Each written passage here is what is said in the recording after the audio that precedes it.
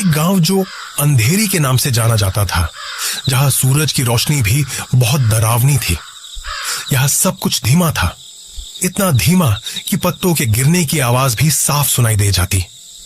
गांव के बीचों बीच एक पुराना पीपल का पेड़ था, जिसके नीचे अक्सर बूढ़े बुजुर्ग बैठकर कहानियां सुनाया करते थे। इन कहानियों में से एक कहानी थी गांव की तीसरी गली की। गांव में केवल 3 गलियां होती। पहली गली मंदिर की ओर जाती थी, दूसरी बाजार की ओर, और तीसरी गली के बारे में कोई बात नहीं करता था। ऐसा नहीं था कि वह गली मौजूद नहीं थी, पर गांव वाले उसे अनदेखा करते थे, जैसे वह कोई बुरी याद हो। उस गली में कोई घर नहीं था, बस दोनों तरफ घने बबूल के पेड़ थे और अंत में एक पुराना सूखा कुआं। गांव का सबसे छोटा बच्चा टिल्लू बहुत शरारती था। उसकी आंखें हमेशा चमकती रहती थी और मन में हजारों सवाल उमड़ते रहते थे। बूढ़े बुजुर्ग जब तीसरी गली की बात करते तो उसको देखने के बाद चुप हो जाते थे, तो टिल्लू का मन और भी व्याकुल हो उठता। तीसरी गली में ऐसा क्या है दादी? वह अपनी दादी से पूछता है। दादी, आप बताती क्यों नहीं? दादी एक लंबी सांस लेती हैं। उनकी आवाज में एक अजीब सी थरथराहट होती है। बेटा, उस गली में मत जाना, वहाँ समय रुक जाता है। टिल्लू की नन्ही आंखों में डर की जगह उत्सुकता भर जाती है। टिल्लू बोलता है, समय रुक जाता है? पर कैसे दादी? दादी बस अपना सिर हिला देती और दूसरी कहानियों में खो जाती। एक रात चांद बादलों के पीछे छिपा था। हवा में एक अजीब सी खामोशी थी। टिल्लू को नींद नहीं आ रही थी। उसके मन में बस तीसरी गली घूम रही थी। उसके छोटे दिल ने एक फैसला किया। वह धीरे से उठा, दरवाजा खोला और चुपचाप अंधेरी रातों के आंचल में समा गया। उसकी पतली सी परछाई गांव की कच्ची सड़कों पर नाचती हुई आगे बढ़ी। वह पहली गली से गुजरा, फिर दूसरी से, और फिर उसने देखी तीसरी गली। वह सचमुच अलग थी। बाकी गलियों में घर थे, दियों की हल्की रोशनी थी, पर तीसरी गली बिल्कुल काली थी, जैसे किसी ने अंधेरे की चादर पहना दी हो। बबूल के पेड़ किसी प्रेत की उंगलियों जैसे लग रहे थे, जो उसे अपनी ओर बुला रहे थे। टिल्लू के कदम धीमे पीछे हट गए। उसके नन्हे कानों में एक फुसफुसाहट गूंजी, जैसे कोई बहुत दूर से बुला रहा हो। आओ, आओ। आवाज इतनी स्पष्ट थी कि टिल्लू के रोंगटे खड़े हो गए। उसने हिम्मत जुटाई और एक कदम आगे बढ़ाया। जैसे ही उसने गली में प्रवेश किया, एक अजीब सी ठंडक उसे घेर गई। तो ऐसी ठंडक गांव में कभी महसूस नहीं हुई थी। हवा थम गई, पत्तों की सरसराहट भी बंद हो गई। बस वही फुसफुसाहट और तेज होती गई। तुम आ गए, तुम आ गए। टिल्लू आगे बढ़ा। गली लंबी होती जा रही थी, जैसे उसका कोई अंत ही ना हो। बबूल के पेड़ और घने होते गए। फुसफुसाहट अब उसके कानों में स्पष्ट सुनाई दे रही थी। चलो, तुम्हें दिखाते हैं। उसके सामने अचानक एक धुंधली सी रोशनी दिखाई दी। वह रोशनी कुएं की तरफ से आ रही थी। वह भागा उस रोशनी की ओर। जैसे ही वह कुएं के पास पहुंचा, रोशनी गायब हो गई। कुआं गहरा काला था, जैसे वह पाताल लोक का रास्ता हो। अचानक एक ठंडी हवा उसके चेहरे से टकराई। वह डरकर पीछे हटा।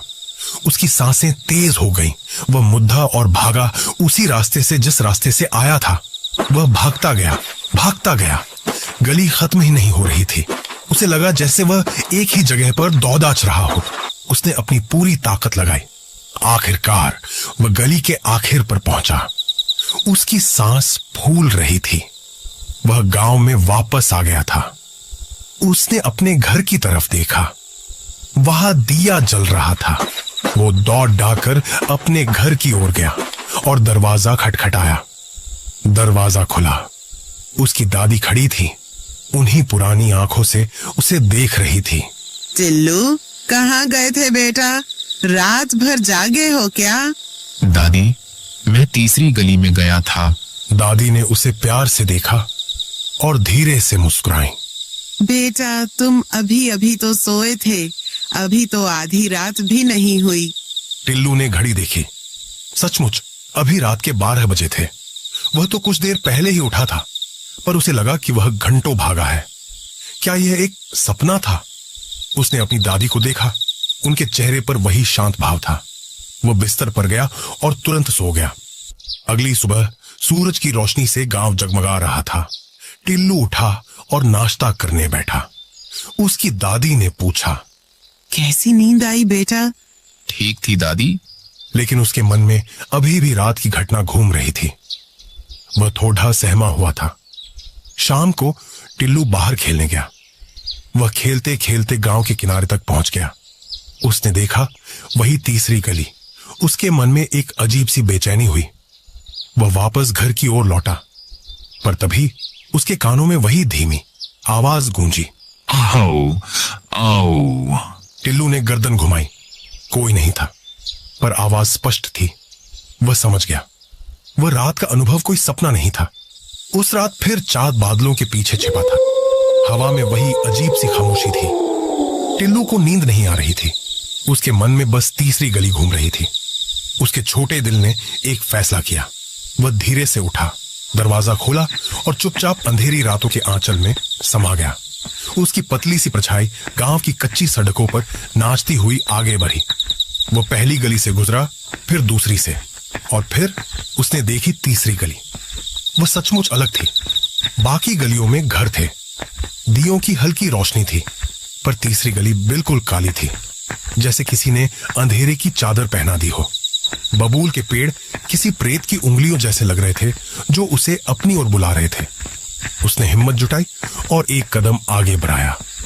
जैसे ही उसने गली में प्रवेश किया, एक अजीब सी ठंडक उसे घेर गई।